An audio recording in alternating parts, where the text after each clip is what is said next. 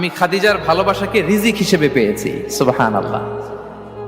রাসূল সাল্লাল্লাহু আলাইহি ওয়াসাল্লাম এই শব্দটা ইউজ করেছেন, রিজিক, রুজিকতু হুব্বাহা।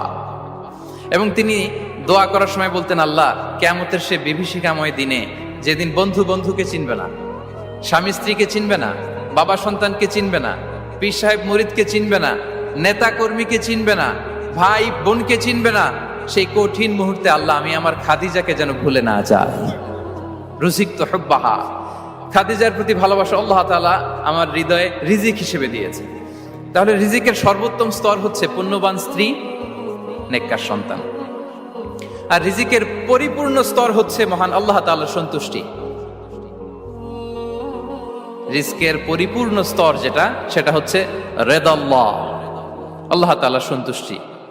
আমার আল্লাহ যদি আমার উপর সন্তুষ্ট হয়ে যায়, আমাদের আর কিছু লাগে? আর কিছু লাগবে? এটাই তো আমাদের এক্সপেকটেশন, এটাই তো আমাদের কামনা বাসনা, এটাই আমাদের ইচ্ছা যে আমার আল্লাহ আমার উপর সন্তুষ্ট হবে। এটা হচ্ছে পরিপূর্ণ স্তর রিজিকের। এটা যে পায় তার আর কিছু লাগে না।